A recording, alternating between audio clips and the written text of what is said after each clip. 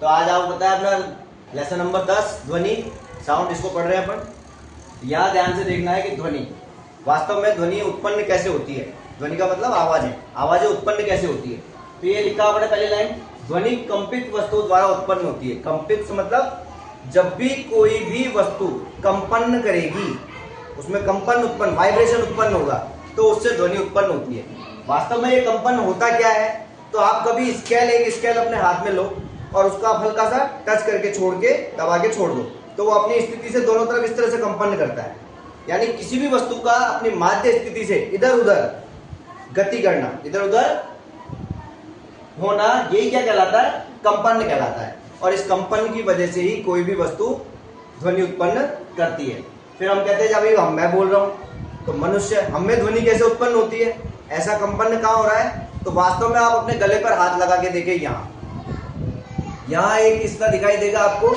आप जब भी कुछ बोलते हैं तो यहाँ वाइब्रेशन, आपको कंपन ध्यान आ जाएंगे, समझ में आ जाएंगे। तो ये जो है इसको बोलते हैं हम कंठ या स्वर यंत्र, वाक्य यंत्र, या इंग्लिश में बोलते हैं तो इसको लैरिंक्स बोलते हैं।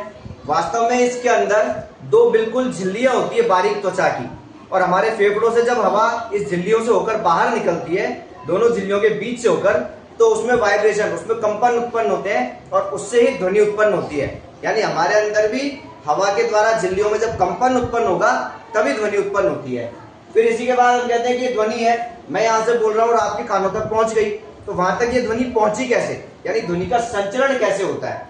तो आपको बताऊं मैं, ध्वनि के संचरण के लिए माध्यम की आवश्यकता होती है। माध्यम से मतलब कोई भी ऐसी चीज जिसके द्वारा ध्वनि एक जगह से दूसरी जगह पहुंच जाए। तो कोई भी ठोस वस्तु जो होती है, जैसे एक लोहे की छड़ या तार हो सकता है, उसके एक सिरे पर अगर आप कंपन करें बजाय और उसके कान लगा के देखें तो उसकी ध्वनि जो है उसके दूसरे छोर तक पहुंच जाती है। तो ठोस में उसका संचरण उन कणों के द्वारा हो जाता है। इसी तरीके से वायु में जब मैं बोलता हूं तो मेरे आसपास के वायु के कणों में कंपन होंगे और उनसे आगे जो वायु के कण है उनमें कंपन पहुंचेगा, और वो कंपन होते हुए आप तक पहुंच जाएगा जहां ध्वनि आपको सुनाई देगी, और आपके कानों में भी वो कंपन उत्पन्न होगा झिल्ली में, तब वो ध्वनि हमें सुनाई देती है। यानी उसके लिए भी माध्यम की आवश्यकता है। लेकिन एक और अनुभव ये कि यदि कोई पदार्थ नहीं है, यानी जहां पर ठोस, द्रव, गैस, वायु कुछ भी नहीं है, तो जहां वायु नहीं होती उसको कहते हैं निर्वात। ऐसी स्थिति में कभी भी ध्वनि एक जगह से दूसरी जगह तक पहुंच नहीं सकती है। यानी हम कह सकते हैं कि ध्वनि को संचरण के लिए माध्यम की आवश्यकता होती है, और अगर माध्यम नहीं हो तो ध्वनि कभी भी आगे संचारित नहीं हो सकती है। तो ये हमको याद रखना है। बात आपको समझ में आ रही होगी।